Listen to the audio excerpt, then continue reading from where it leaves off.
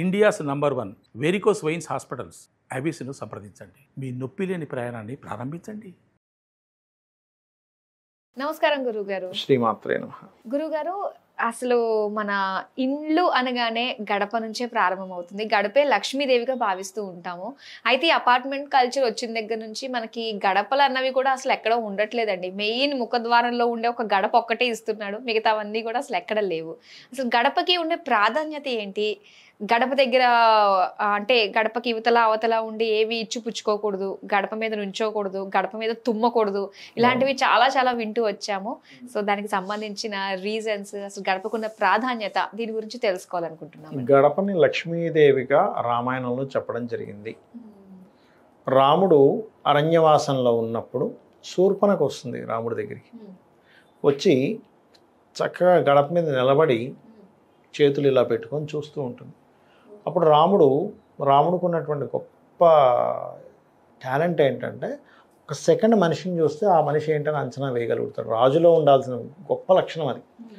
వెంటనే కనిపెట్టగలగాలి. మోసపోవడం కాదు రాజు లక్షణం, కనిపెట్టగలగాలి ఏమిటి వీళ్ళేమిటి పరిస్థితి అని. అలాగా రాముడు చూసి అనుకుంటాడు కొన్ని విషయాలు. ఇది లక్ష్మీ స్వరూపం కదా, ఈ అమ్మాయి చూస్తుంటే ఇక్కడ ఉండేటువంటి మునుల యొక్క కన్యలా కనిపించట్లేదు, అంటే వేషధారణ అలా లేదు, అప్పుడు బ్యూటీ పార్లర్కి వెళ్ళి వచ్చినట్టుగా ఉంది పరిస్థితి. శూర్పణఖ చక్కగా తయారై వచ్చింది. సో ఇక్కడ ఉండే వాళ్ళు ఇలాగా ఉండరు. పోనీ దేవతలు ఏమైనా వచ్చి నిలబడ్డారా అంటే, దేవతల కాళ్ళు కింద ఆనవు, గాల్లో కొంచెం తేలుతుంటాయి. రెప్పలు కొట్టుకోవు దేవతలకి, రెప్ప ఆర్పకుండా ఉంటారు. భూమి మీద ఆన ద్వారా కాలు భూమికి కొంత దూరంలో ఉంటుంది కాలు ఎప్పుడు కూడా, పాదం ఎప్పుడు కూడా. సో పాదాలు కింద నానున్నాయి, రెప్పలు కొట్టుకుంటున్నాయి. పోనీ ఏ రాజకన్యం అనుకుందాం, నిర్లజ్జగా నిలబడింది ఇలా, ఎటువంటి ఇది లేకుండా, లజ్జ లేదు కాబట్టి ఈవిడ ఖచ్చితంగా ఈవిడ లక్షణాలు, ఈవిడ నిలబడ్డ దీన్ని చూస్తే ఇది రాక్షస కన్య అని అర్థం చేసుకుంటాడు. అది కాకుండా రాక్షస కన్య అవడం వల్ల దేవతా స్వరూపం, లక్ష్మీ స్వరూపం అనేటువంటి ద్వారాన్ని లక్ష్మీ స్వరూపంగా భావించకుండా ఆవిడ నిలబడ్డది.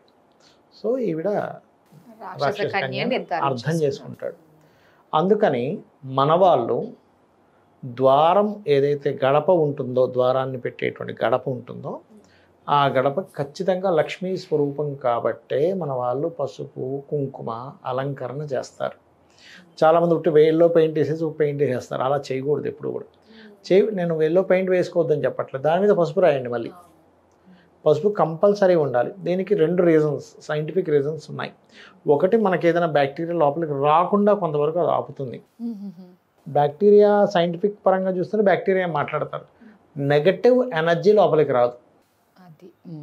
ఇక్కడ నెగటివ్ ఎనర్జీని ఆపేటువంటిది పదము అని ఉంటుంది వాస్తులో. మీరు గడప పెట్టేది కూడా ఎక్కడ పెడితే అక్కడ పెడితే ఇంట్లోకి వెంటనే నెగటివ్ ఎనర్జీ ఇంట్లోకి వచ్చేస్తుంది. అలా కాకుండా దానికి పద నిర్మాణం, పద సంబంధంగా క్యాల్కులేషన్ చేస్తారు ఇల్లు కట్టేటప్పుడు. ఇంద్ర జయ, తూర్పు వైపు అయితే ఇంద్ర జయ పదాల్లో ఉందా లేదా, దక్షిణం వైపు అయితే 2, 3, 4 పదాల్లో యాక్సెప్టబుల్ చెప్పారు. పడమరలో కూడా మనకి 3, 4 పదాలు చెప్పారు. ఉత్తరంలో కూడా 3, 4 పదాలు చెప్పారు. అలా సుగ్రీవు, పుష్పదంతి ఇలా చెప్పారు కొన్ని. అలా మీరు కరెక్ట్గా ఆ పదంలో ఇల్లు యొక్క వైశాల్యం ఎంత ఉంది, పొడవు వెడల్పులు ఎంత ఉన్నాయి, అక్కడ డిగ్రీ వైజ్గా ఎంత తిరిగి ఉంది ఆ ఇల్లు తెలుసుకొని దానికి తగ్గట్టుగా గడప పెట్టుకోవాలి.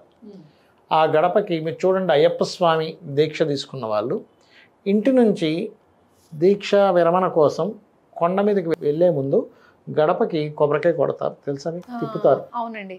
ఎందుకంటే ఒక మనిషి బయటికి ఎక్కడికైనా వెళ్ళినప్పుడు మరలా వాళ్ళు సేఫ్గా ఇంటికి తిరిగి వచ్చేలాగా ఆ ఇంటి గృహలక్ష్మి కాపాడుతూ ఉంటుంది. గృహంలో ఉండే స్త్రీ కూడా గృహలక్ష్మి, ఇంటికి ఉండేటువంటిది గృహలక్ష్మి. ఓకే, అలా ఏంటంటే ఇల్లుని కూడా గౌరవించాలని చెప్తుంది మన శాస్త్రం. అందుకని ఇంటి నిర్మాణంలో సరిగ్గా ఉండేలా చూసుకొని, ఇంటికి ఎక్కడా కూడా ఎట్టి పరిస్థితుల్లో కూడా బ్రహ్మస్థానంలో ఎట్టి పరిస్థితుల్లో మీకు పిల్లలు ఉండకూడదు. ఎటువంటి పరిస్థితుల్లో అయినా ఇల్లును మనం బాగు చేసుకోవచ్చు, కానీ ఇంటి మధ్యలో కనుక పిల్లలు ఉంటే ఆ ఇల్లును మనం బాగు చేయలేం.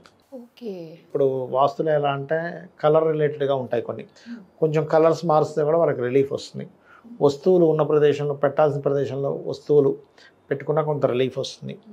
అలాగే కొన్ని రెమెడీస్ ఉండకూడని ప్లేస్లో బాత్రూమ్ ఉన్నా అలా ఉన్నా కొంత. కానీ మీకు బ్రహ్మస్థానము అంటారు, ఇంటి మొత్తం చూసి మధ్య భాగం పాయింట్ ఎక్కడ ఉందో చూసి అక్కడ కనుక తెలియక ఎవరైనా పిల్లర్స్తో కట్టుకుంటే మాత్రం ఆ ఇంట్లో ఉండే వ్యక్తికి సుఖ సంతోషాలు ఉండవు, ఎప్పుడూ ఏదో ప్రాబ్లం వెంటాడుతూనే ఉంటుంది. మళ్ళీ కొంత బ్రహ్మస్థానం మీద కొంత గోడ వచ్చినా ఏం కాదు కానీ పిల్లర్ రాకూడదు, అది కూడా కొంత దోషమే, కానీ ఇది కాపాడుతూ ఉంటుంది.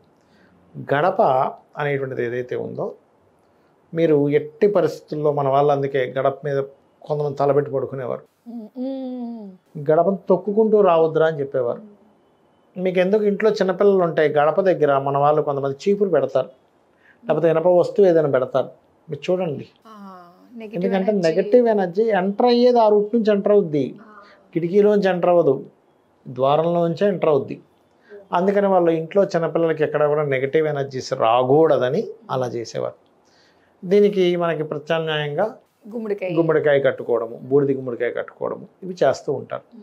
కాకపోతే ఈ బూడిది గుమ్మడికాయ ఎంత కట్టుకున్నా ఏం చేసినా మీ ద్వారం గనక పర్ఫెక్ట్ ప్లేస్లో లేదు, ఇంకొంతమందికి గడపలు పాతగా అయిపోయి అది పగుళ్ళు రావడం, పెచ్చులు ఊడిపోవడం, కొంతవరకు కుళ్ళిపోవడం జరుగుతూ ఉంటుంది. అటువంటి గడప అసలు మీరు ఉంచుకోకూడదు.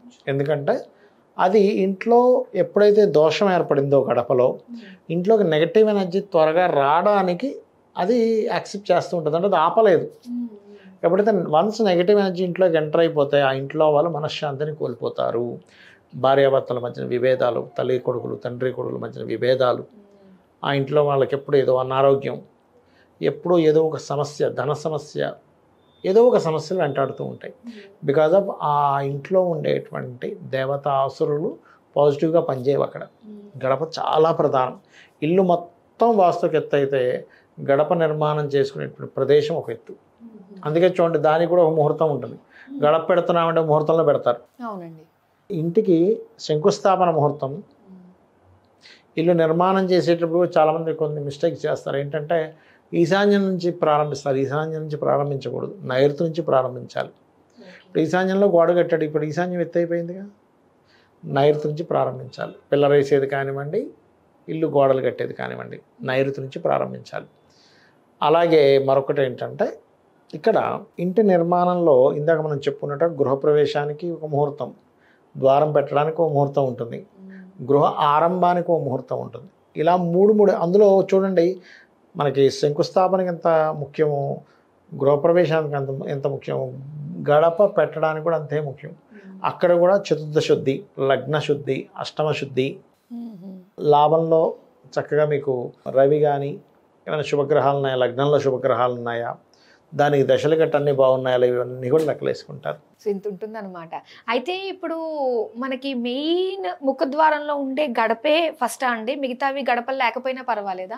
అది కొంతమంది ఇష్టం అమ్మాయి, వాళ్ళ రేపు ఏంటంటే అన్నిటికీ గడపలు పెట్టట్లేదు.